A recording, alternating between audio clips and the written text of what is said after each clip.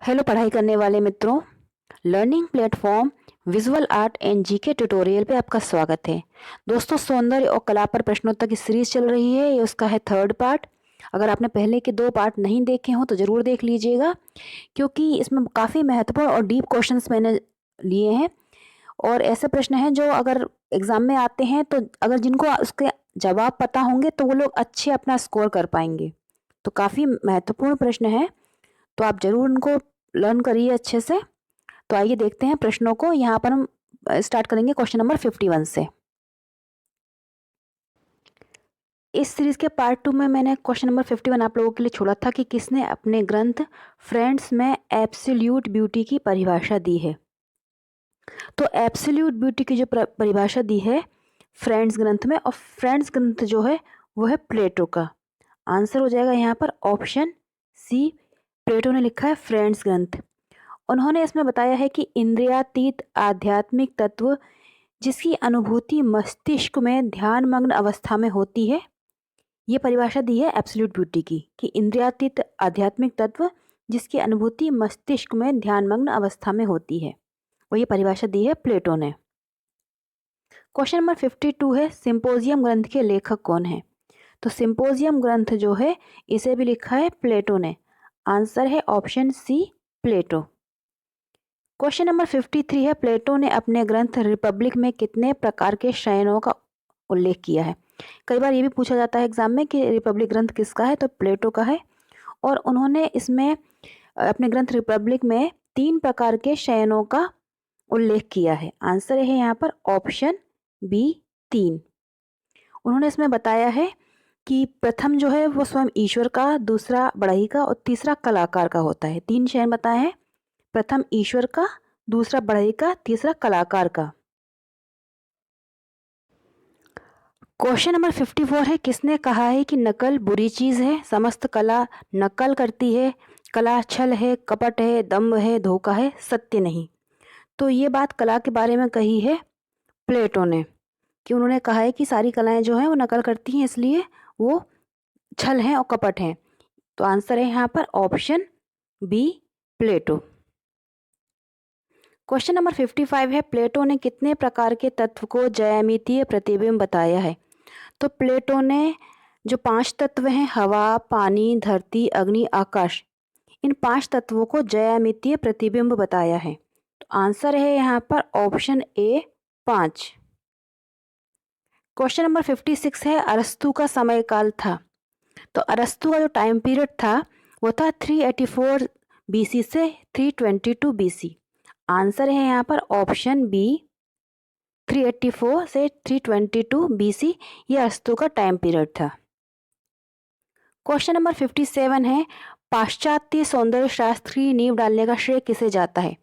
तो पाश्चात्य सौंदर्य शास्त्र की नींव डालने का श्रेय जाता है ऑप्शन बी, अरस्तु को। इन्होंने पाश्चात्य सौंदर्य शास्त्र की नींव डाली। दोस्तों, आपको ये प्रश्न अच्छे लग रहे हो तो वीडियो को लाइक जरूर करिएगा, क्योंकि काफ़ी महत्वपूर्ण सौंदर्य शास्त्र के प्रश्न हैं जो परीक्षा में जब डीप पूछा जाता है तो इसी तरह के प्रश्न आते हैं।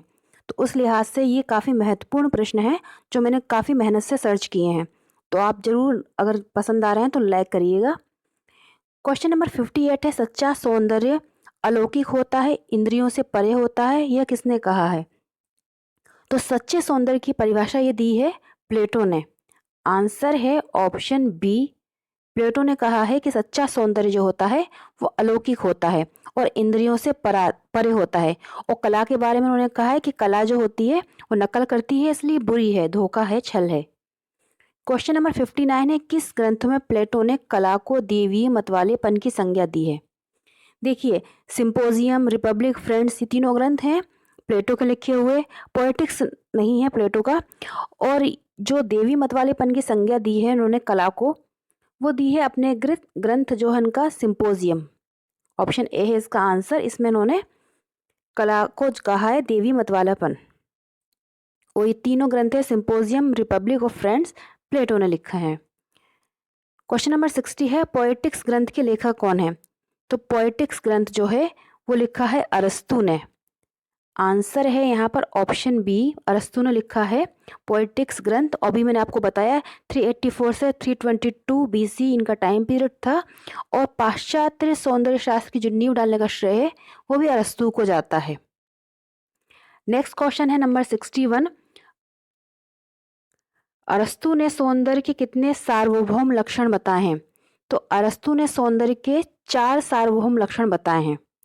आंसर है यहाँ पर ऑप्शन ए 4। अरस्तु ने सौंदर्य के सार्वभौम लक्षण जो बताए हैं वो 4 प्रकार के बताए हैं। क्वेश्चन नंबर 62 इसी सीरीज का है कि इसमें अरस्तु ने जो सार्वभौम लक्षण बताए हैं सौंदर्य के, उसमें कौन सा नहीं है, मतलब 4 लक्षण कौन से हैं? तो देखिए अरस्तु ने जो 4 लक्षण में बताए हैं उसमें है ऑर्डर, डिफिनिटेस, सिमेट्री और मैग्नीट्यूड। ऑर्डर, डेफिनिटनेस और मैग्नीट्यूड और सिमेट्री। रिदम जो है वो उसका हिस्सा नहीं है। आंसर हो जाएगा यहाँ पर ऑप्शन डी, रिदम नहीं है, इसकी जगह पर होना चाहिए था सिमेट्री। ये 4 लक्षण जो है वो है अरस्तु के द्वारा बताए हुए सार्वभौम सौंदर्य के। क्वेश्चन नंबर 63 है, रेहेटारिक्स ग्रंथ को किसने लिखा है? रेहेटारिक्स जो ग्रंथ है उसे लिखा है अरस्तु ने। आंसर है ऑप्शन बी, अरस्तु। क्वेश्चन नंबर 64 है, किसने कहा है कि सौंदर्य का दर्शन नेत्रों से होता है अतः शुभ या कल्याणकारी से उसका कोई भी संबंध नहीं है? तो ये बात जो कही है कि सौंदर्य का जो दर्शन होता है नेत्रों से होता है अतः शुभ या कल्याणकारी से उसका कोई संबंध नहीं है, और सौंदर्य की अनुभूति निष्काम होती है, उसमें अधिकार पाने की लालसा नहीं होती। ये पूरी बातें कही हैं अरस्तु ने। आंसर है यहाँ पर ऑप्शन बी, अरस्तु। क्वेश्चन नंबर 65 है, अरस्तु के अनुसार क्या कला की पराकाष्ठा है? तो अरस्तु के अनुसार शुद्धिकरण जो है वो कला की पराकाष्ठा है। आंसर है ऑप्शन बी, शुद्धिकरण, इसे कैथारसिस कहा जाता है। कैथारसिस कहा है उसे अरस्तु ने शुद्धिकरण को, और उनके अनुसार कला की पराकाष्ठा है, जिससे उसने अपने काव्य का सार तत्व कहा है। शुद्धिकरण को कला की पराकाष्ठा बताया है और काव्य का सार तत्व भी कहा है अरस्तु ने। क्वेश्चन नंबर 66 है कि किसके अनुसार कला प्रकृति की अनुकृति करती है? किसने कहा है कि जो कला है वो प्रकृति की अनुकृति करती है? ये जो बात कही है ये कही है अरस्तु ने। आंसर है ऑप्शन बी, अरस्तु। और ये कई बार एग्जाम में पूछा भी गया है कि कला को प्रकृति की अनुकृति किसने कहा है, तो ये कहा है अरस्तु ने। क्वेश्चन नंबर 67 है, प्लाटिनस का समय था। तो प्लाटिनस जो थे उनका टाइम पीरियड था 205 से 270 बीसी। आंसर हो जाएगा यहाँ पर ऑप्शन ए, 205 से 270 बीसी जो है वो प्लाटिनस का समय है या टाइम पीरियड। क्वेश्चन नंबर 68 है, किसने कहा है कि मानव मस्तिष्क सौंदर्य के दर्शन तब तक नहीं कर सकता जब तक वह स्वयं एवं अपने आप को सुंदर नहीं बना लेता? ये बात कही है प्लॉटिनस ने। आंसर है यहाँ पर ऑप्शन ए, प्लॉटिनस। उन्होंने कहा है कि मानव मस्तिष्क जो होता है वो सौंदर्य के दर्शन तब तक नहीं कर सकता है जब तक कि वह स्वयं अपने आप को सुंदर नहीं बना लेता। अभी मैंने आपको बताया 205 से 270 बीसी इनका टाइम पीरियड था। नेक्स्ट है क्वेश्चन नंबर 69, एब्सोल्यूट ब्यूटी का सिद्धांत किसने दिया था? तो एब्सोल्यूट ब्यूटी जो है इसका सिद्धांत दिया था अरस्तु ने।